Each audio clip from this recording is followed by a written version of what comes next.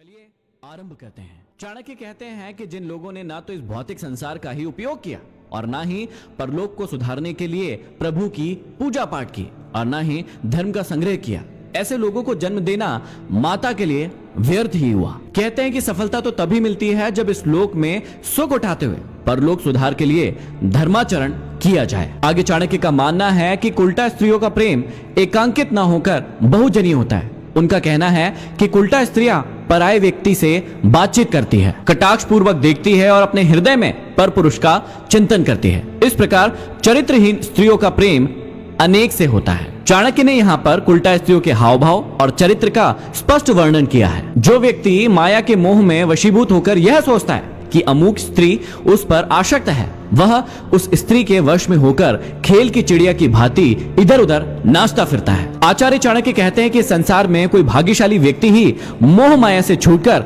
मोक्ष प्राप्त करता है। उनका कहना है कि धन वैभव को प्राप्त करके ऐसा कौन है जो इस संसार में अहंकारी ना हुआ हो। इस पृथ्वी पर ऐसा कौन धीर पुरुष है जिसका मन स्त्रियों के प्रति व्याकुल ना हुआ। ऐसा कौन पुरुष है जिसे मृत्यु ने न दबोचा हो। ऐसा कौन सा भिखारी है जिसे बड़प्पन मिला हो। ऐसा कौन सा दुष्ट है जो अपने संपूर्ण दुर्गुणों के साथ इस संसार में कल्याण पथ पर अग्रसर हुआ हो। भाव यह है कि इस नश्वर संसार की मोह माया से छूटना अत्यंत ही दुष्कर कार्य है। स्वर्ण मृग न तो ब्रह्मा ने रचा था और न किसी और ने। उसे न तो बनाया गया था, न पहले कभी देखा गया था, न कभी सुना गया था। श्री राम की उसे पाने की इच्छा हुई, अर्थात सीता के कहने पर वे उसे पाने के लिए दौड़ पड़े।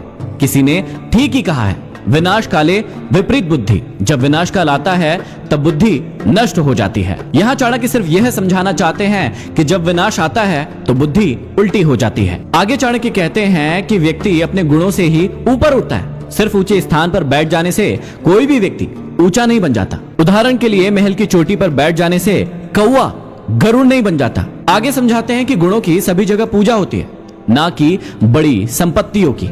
क्या पूर्णिमा के चांद को उसी प्रकार से नमन किया जाता है जैसे द्वितीया के चांद को? भाव यह है कि चंद्रमा किसी भी रूप में रहे, विद्वान व्यक्ति के गुण की भांति उसे हर स्थिति में नमन करते हैं। आगे कहते हैं कि दूसरों के द्वारा गुणों का बखान करने पर बिना गुण वाला व्यक्ति भी गुणी कहलाता है, किंतु अपने मुख से अपनी ही बड़ाई करने पर इंद्र भी छोटा हो जाता है। भाव यह है कि आत्म प्रशंसा से कोई भी व्यक्ति बड़ा नहीं कहलाता, अपितु जब दूसरों के द्वारा प्रशंसा की जाती है तभी वह व्यक्ति गुणी कहलाता है। अपने मुंह मियां मिट्ठू नहीं बनना चाहिए। जिन गुणों की प्रशंसा दूसरे करते हैं वे ही गुण सच्चे होते हैं। जो व्यक्ति विवेकशील है और विचार करके ही कोई कार्य संपन्न करता है, ऐसे व्यक्ति के गुण श्रेष्ठ विचारों के मेल से और भी सुंदर हो जाते हैं। जैसे सोने में जड़ा हुआ रत्न स्वयं ही अत्यंत शोभा को प्राप्त हो जाता है। आगे समझाते हैं कि जो धन अति कष्ट से प्राप्त हो, धर्म का त्याग करने पर प्राप्त हो, शत्रु के सामने झुकने अथवा समर्पण करने से प्राप्त हो, ऐसा धन हमें नहीं चाहिए। कहते हैं कि आत्मसम्मान को नष्ट करने वाले धन की अपेक्षा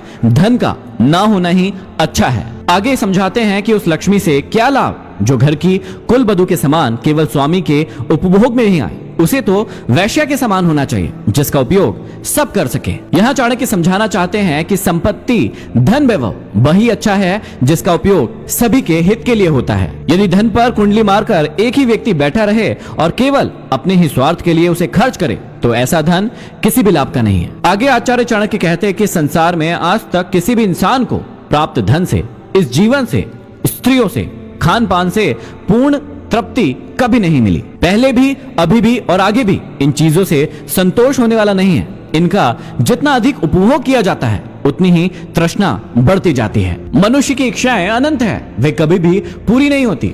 एक इच्छा के पूरे होने पर दूसरी सामने आकर खड़ी हो जाती है। तात्पर्य यह है कि मनुष्य अपने आप से कभी भी संतुष्ट नहीं होता, अतः संतोष ही सबसे बड़ा धन है। आगे चाणक्य कहते हैं कि तिनका हल्का होता है, तिनके से भी हल्की रुई होती है, रुई से भी हल्का भिखारी होता है।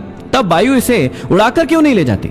संभवतः इस भय से कि कहीं यह उससे भी भीख न मांग ले। मांगने वाले से सभी डरते हैं, वह उनसे कुछ न कुछ मांग बैठता है क्योंकि देना कोई नहीं चाहता। वैसे भी भिखारी निंदा के योग्य ही है। आगे कहते हैं कि जो विद्या पुस्तकों में लिखी है और कंठस्थ नहीं है तथा जो धन दूसरों के हाथों में गया है, ये दोनों आवश्यकता के समय काम नहीं आते। अर्थात पुस्तकों में लिखी विद्या और दूसरों के हाथों में गया धन पर कभी भी भरोसा नहीं करना चाहिए। विद्या को सदैव कंठस्थ करना चाहिए और धन को सदैव अपने हाथों में रखना चाहिए ताकि वक्त आने पर वह हमारे काम आ सके। यहाँ पर समाप्ति होती है 16वें अध्याय की। अब हम बढ़ते हैं अंतिम और 17वें अध्याय की ओर।